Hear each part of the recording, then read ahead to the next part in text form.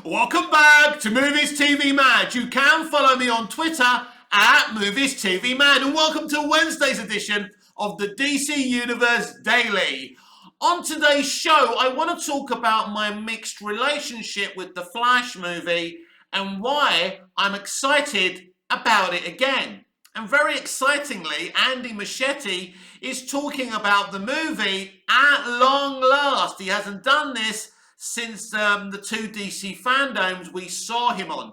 So it's exciting to be hearing the director talk about this movie. When this film was first announced, I was so excited, and it's really, really difficult for me because I'm both, an all-round, passionate, excitable DC fan, but I'm also a fan of Zack Snyder and the Snyderverse. So I've tried to marry the two fandoms because in a way they are kind of separate, and I suppose that's a kind of a controversial thing to say. There's the general DC stuff that I always get excited about, whether it's Arrowverse, whether it's the DCEU and now DC Universe from James Gunn and Peter Safran. Anything DC I love to hear about, I love to watch and decide whether I like the stuff or not, but I'm an all-round proper DC fan. But with the Zack Snyder stuff, sometimes you think about it. Oh, should I be excited about the Flash movie? Or am I being disloyal to the Snyderverse? I'm not like that, really. What I want to do is say that I love Zack's 3 movies, but I'm also excited about these 4 movies coming out this year. So initially, really excited for the Flash movie, but then all the drama started, the postponements, finding out they were replacing Superman with Supergirl. That was no disrespect to Sasha Calle. My issue was never with Sash, it was with the situation. And so I had this really mixed relationship with the Flash movie, but now I find myself being really excited about it and really being motivated to support Andy Muschietti, because Andy Muschietti has had a real challenging time with this film. The challenges of making this film, because this film broke ground using technology never being used before. He's actually had to place this film in 2013's Man of Steel. In terms of that, he's had to recreate the look of that film all over again. So you can absolutely imagine the challenges the director has faced. But the challenges for Andy have gone beyond that. He's had to face the Ezra Miller controversies.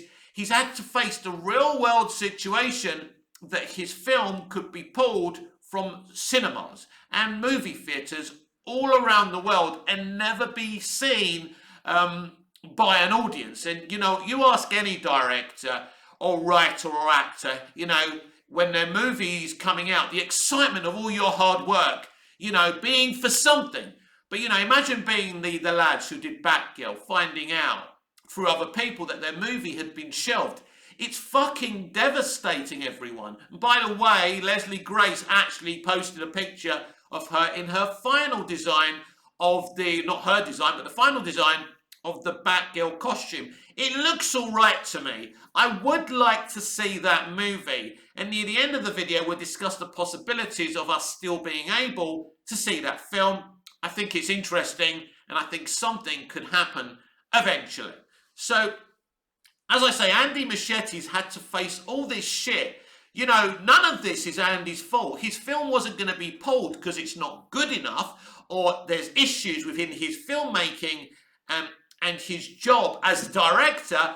None of this is his fault. He got involved in the whole civil war between, the Snyder situation and, Walter Hamada being brought in to move away from the Snyder situation. Then AT&T confused the situation further by green-lighting Zack Snyder's Justice League, a decision I fully approve of, by the way. Zack Snyder's Justice League is one of the most unique things I've ever seen in my life. And to have a 4-hour Justice League movie in my possession is a beautiful thing. But poor Andy Muschietti got pulled in to this Snyder drama because the Flash movie was being used as the main thing to move away from the Snyderverse canon. They were going to move into a new timeline. We've discussed this so many times, it's boring by now. But they were resetting the DCEU. So basically, what Andy kind of told us in the early days was it's like we're starting again, but everything is remembered and nothing is forgotten. So they were going to be very faithful to what Zack had already done, but then like trap the Snyderverse in a kind of, I suppose, an Elseworld, if you like, while moving to another timeline with Sasha Calle as Supergirl, with Leslie Grace as Batgirl, and some of the previous DCEU heroes remaining. So we would have seen Batfleck. We're still going to see Batfleck, hopefully, in the beginning of the Flash movie, in a very exciting action sequence with Ezra Miller's Flash. I just want to get excited for Ezra's performance now and not talk about his rumoured conduct in the real world. None of my business. Don't care. I've spoken out about it in the past, but I don't want to get involved about it. It is what it is. He's done what he's done. He's apologised. I hope he's apologised to the people he's affected. But at the end of the day, I now want to embrace the 2023 DC movies and be positive about them. Now, if I see them and I don't like any of them, I will be honest about that in my reviews, as I was about Wonder Woman 84, as I was about Birds of Prey, and then I was honest again about the Snyder Cut, telling you how much I fucking loved it. And Black Adam, I said, it's not a well-made movie, but I enjoyed it. You can chomp on your popcorn and have a good time with it, but it's really a badly edited movie. And if you're at film school and showing this movie, you would be criticising the shit out of it. But I did have a good time with Black Adam, warts and all. And so, yes, I suddenly find myself very excited suddenly for The Flash again. And I was so hyped for this movie, finding out that everything in DC live action was going to become canon in this movie. Now, there is a version of this movie where with CGI, they use Linda Carter's Wonder Woman and they use Christopher Reeve's Superman. This is a brief moment and this is a very exciting moment as well. So you're going, basically, if you're a nostalgia junkie, then go and see this movie. If you love the history of DC, enjoy this movie, because it's not just live action that they're cameoing here. There's some beautiful moments from the actual comics that we haven't seen before in this movie that you'll really, if you're a DC person, if you've been reading DC for years, you should watch this movie. Now, the issue with this movie is it's not a copy and paste of Flashpoint. And Flashpoint is like the perfect graphic novel. Jeff Johns done such a fabulous job with this story. So it's a shame it's not a copy and pasting, but it is a good movie. From what I saw in the test screenings, it's a really good movie, and I'm now again really hyped for it. Now, Andy Muschietti, as I say, has been talking about this film, and he's actually revealed that there is a powered-down Justice League in the Flashpoint universe once Barry goes back in time and changes reality itself by saving his mother's life. There is a powered-down Justice League.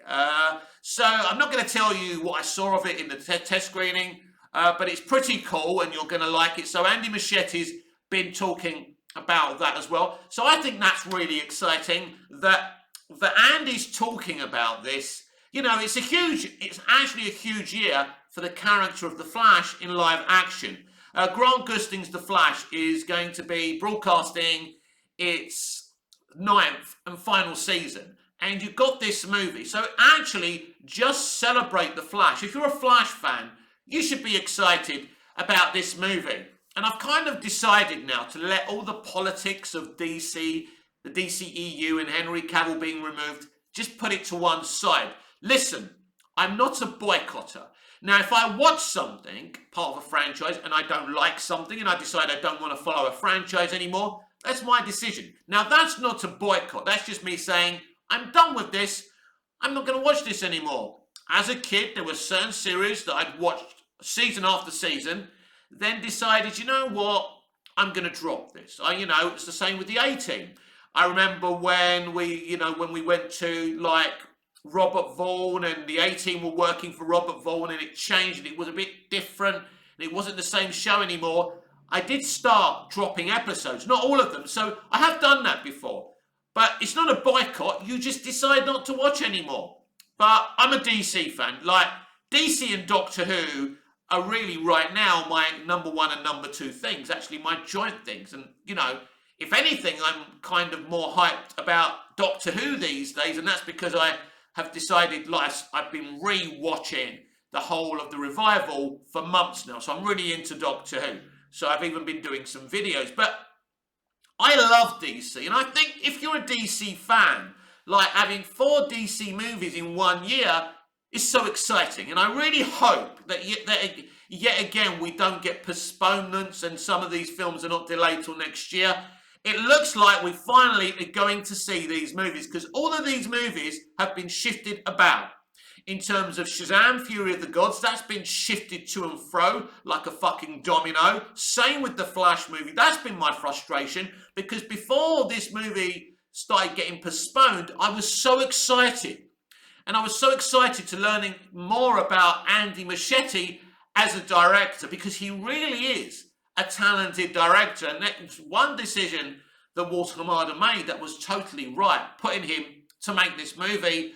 I believe from the test screening that I saw and everything my sources are saying about this movie and the reactions from test screenings, other test screenings that I wasn't present at, you know, the vibe is very, very popular, and Ezra Miller has delivered a great performance. I think DC fans are going to like this movie, but it also could be a very polarizing movie with the decisions they make.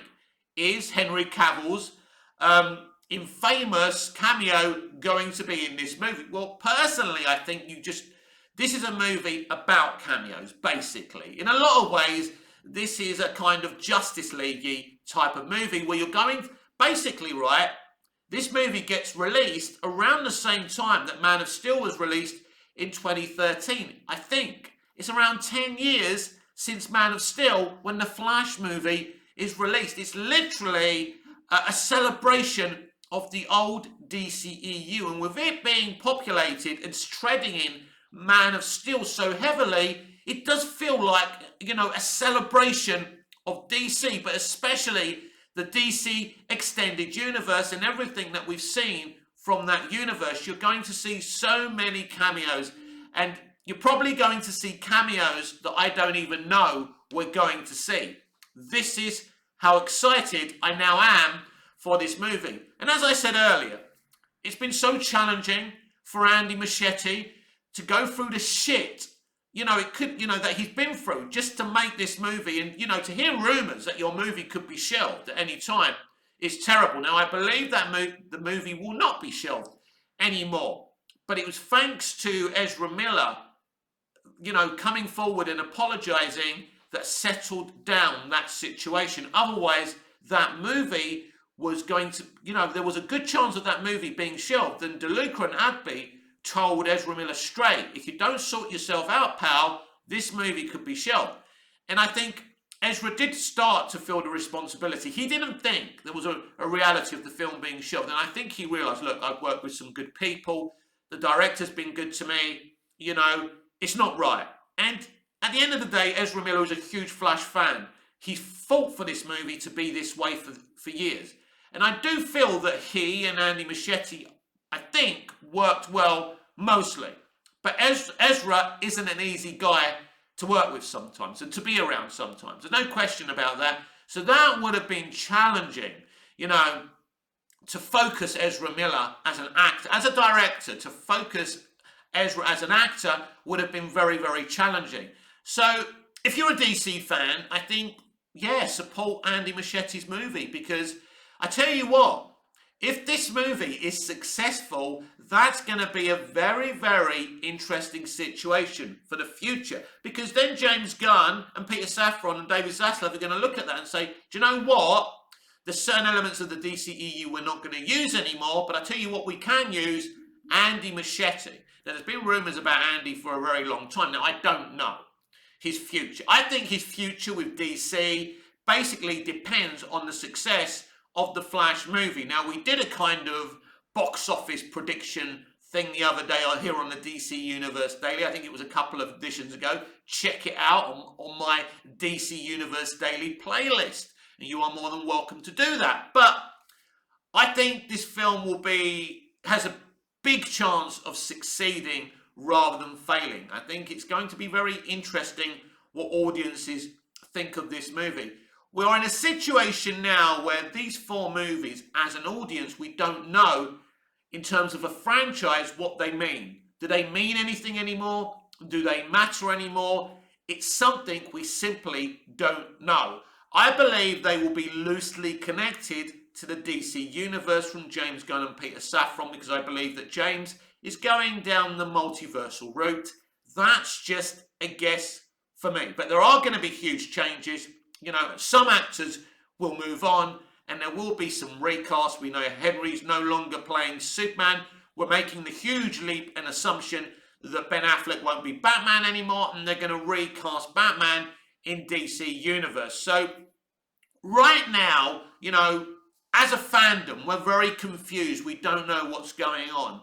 But I think as a DC fan, I think I would be robbing myself of something if I wasn't hyped and didn't go to see the Flash movie, because I think that Andy deserves it. I think we deserve, you know, this win. We deserve to go and see this film. And I think it's just going to be a celebration of all these wonderful DC characters and the DCEU. I mean, literally celebrating, treading in the first DCEU movie, Man of Steel, is an absolutely beautiful thing. So personally, I'm going to support this movie, get hyped about this movie. My channel here, Movies TV Mad, are going to be all over this movie, and I can't wait for it. Now, first, we've got to wait for the release of Shazam! Fury of the Gods. That's the next DCEU movie. But after that, it's all about this Flash movie, this hotly contested Flash movie, this movie that nearly didn't happen. We nearly didn't see this movie.